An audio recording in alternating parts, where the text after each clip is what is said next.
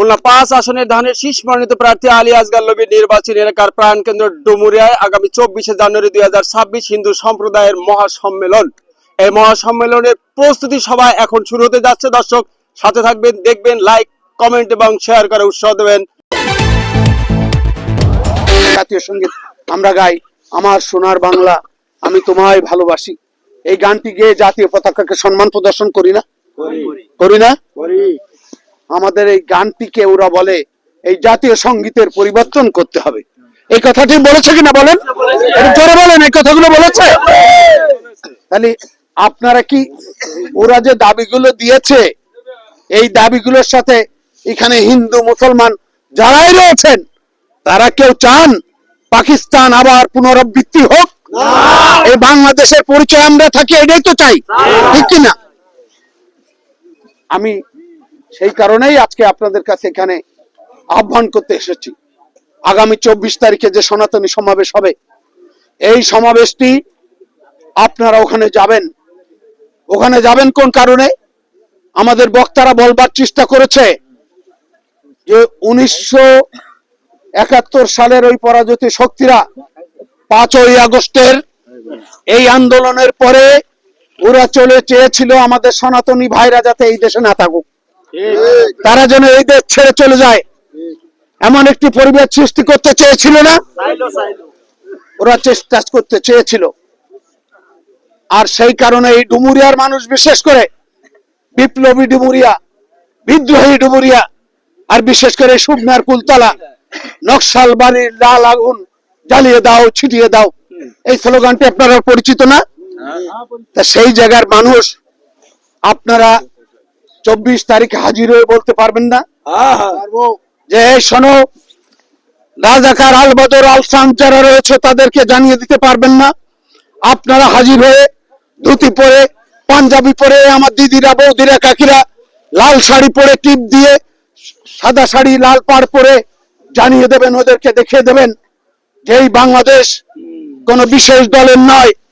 এই বাংলাদেশ তোমরা যে ধর্মান্ধ হয়ে ধর্ম করছো, ধর্মের ধোঁয়াই দিয়ে রাজনীতি করছো, এই বাংলাদেশ কোন ধর্মের নয়। এই বাংলাদেশ হিন্দু, মুসলমান, বৌদ্ধ, খ্রিস্টান শুধু নয়, এই বাংলাদেশ মানবতার বাংলাদেশ, এই বাংলাদেশ আমাদের মনুষ্যত্বের বাংলাদেশ। এটা আপনারা জানিয়ে দিতে পারবেন না? আপনারা কি ২৪ তারিখে এই সনাতনী সমাবেশে দাঁড়িয়ে বলতে পারবেন না এই বাংলাদেশ আমাদের সবার? যেভাবে হিন্দু মুসলমান হাতে হাত ধরে, কাঁধে কাঁধ মিলিয়ে এই বাংলাদেশটিকে আমরা স্বাধীন করেছি, সেইভাবে দাঁড়িয়ে আপনারা বলতে পারবেন না এই বাংলাদেশ বিশেষ কোনো সম্প্রদায়ের না? এই বাংলাদেশে একজন মুসলমানও যেভাবে মাথা উঁচু করে দাঁড়াবে, এই বাংলাদেশে একজন হিন্দু সম অধিকার নিয়ে বাংলাদেশে থাকবে। এই কবিটা মানুষের হোক, ধর্ম থাকুক অন্তরে, মসজিদেতে আজান চলুক, ঘন্টা বাজুক মন্দিরে, আমরা এমনই সম্প্রীতি বজায় রাখে একটি বাংলাদেশ চাই, যে বাংলাদেশটি হিন্দু, মুসলমান, বৌদ্ধ, খ্রিস্টান, আওয়ামী লীগ, বিএনপি, জাতীয় পার্টি, জামাতের পরিচয় নয়, মানবতার পরিচয়ে, মনুষ্যত্বের পরিচয়ে আমরা আদর্শ মডেল শান্তি ডুমুরিয়া করতে চাই। কাজে সহযোগিতা চাইবার জন্যই আমরা এখানে এসেছি। আসলে এখনকার যে উঠোন বৈঠকটি আমাদের চলছে বিভিন্ন অঞ্চলে, আপনারা জানেন যে ২১ তারিখের পর আগে ছাড়া কোনো নির্বাচনী প্রচারণা চালানো যাবে না। আজকের আমাদের এই মিটিংটি বিএনপির কোনো মিটিং নয়, বা আমাদের আহ্লাদ আলী আসগার লবি ভাইয়ের ধানের শীষের নির্বাচনী প্রচারেরও কোনো মিটিং না। তাহলে এই মিটিংটা কিসের? এই মিটিংটা হচ্ছে ডুমুরিয়া উপজেলা সনাতনী ঐক্য জোট একটি, সেই সমাবেশ সফল করবার জন্য আমাদের আজকের এই মিটিংটি। তাহলে প্রশ্ন আসতে পারে যে সনাতনীদের সমাবেশ সনাতনী জোট কর্তৃক আয়োজিত, আপনারা বিএনপির লোকজন বা লবি সাহেব ধানের শীষের কর্মীরা কেন আসলেন? এটা প্রশ্ন না? এটা তো একটা প্রশ্ন। তা আমরা কেন আসলাম? আমরা আসলাম এই কারণে যে সনাতনী ঐক্য জোটের যে সমস্ত নেতারা, আমাদের নিত্যানন্দ, পরিতোষ, এই সুদীপ, শেখর মেম্বাররা, সুদীপ্ত, এনারা আমাদের লবি ভাইয়ের কাছে গিয়েছিলেন। আপনারা যারা সনাতনী ভাইরা রয়েছেন তাদের কিছু দাবি আদায়ের জন্য, তাদেরকে জাগ্রত করবার জন্য, তাদেরকে যে বাংলার মাটিতে এখনো পিটিয়ে পিটিয়ে মানুষ পশুর মতো হত্যা করছে, এই হত্যার বিচারের দাবি করবার জন্য ওনারা গিয়েছিলেন। তো আমাদের প্রার্থী, আপনাদের প্রত্যেকটি দাবি যৌক্তিক এবং এই অধিকার আপনাদের নাগরিক অধিকার, আপনাদের বিচার যেটা চেয়েছেন এটা আপনাদের নৈতিক অধিকার। আর এই অধিকারগুলো, এই দাবিগুলো যখন যৌক্তিক হয় এবং সবার জন্য, তাই কে হিন্দু কে মুসলমান নয়, যখন এই দাবিগুলো তখন সার্বজনীন হয়ে যায়, ঠিক কিনা?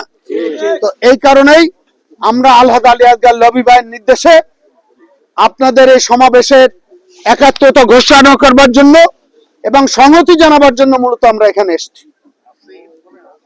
দেখেন, পরিস্থিতি এমনই খারাপ, চারিদিকে নাগিনেরা ফেলিতেছে বিষাক্ত নিঃশ্বাস। বাংলাদেশ নাগিনীদের বিষাক্ত নিঃশ্বাসে বিষাক্ত হয়ে যাচ্ছে। যদি বলেন কেন, যে কথাটি বলেছেন নিত্যানন্দ, 1971 সালের স্বাধীনতা কোন জাতপাত দেখে হয়নি। একটি গোষ্ঠী ধর্মকে ব্যবহার করে তখন এই বাংলাদেশ যাতে না হয়, আমাদের মানচিত্র যাতে না পাই, ওই পতাকাটি যাতে আমরা না পাই, সেই কাজে বিরোধিতা করেছিল। পাকিস্তান থাক এটা চেয়েছিল, ঠিক কিনা? সেই 1971 সালের স্বাধীনতা যুদ্ধের পর আপনারা মুরব্বীরা চালাচ্ছিলেন, তারা হয়তো অনেকেই মনে করেছিলেন এই যুদ্ধে ওদের পরাজয়ের মধ্য দিয়ে এবং আমরা বাংলাদেশ প্রাপ্তির মধ্য দিয়ে মনে হয় ওদের কবর রচনা হয়ে গিয়েছে, এটা মনে করেছিলেন না? কিন্তু আসলে কি হয়েছে? ওই যে আমি একটি কথা বললাম, পরিস্থিতি এমনই, চারিদিকে নাগিনেরা ফেলিতেছে বিষাক্ত নিঃশ্বাস।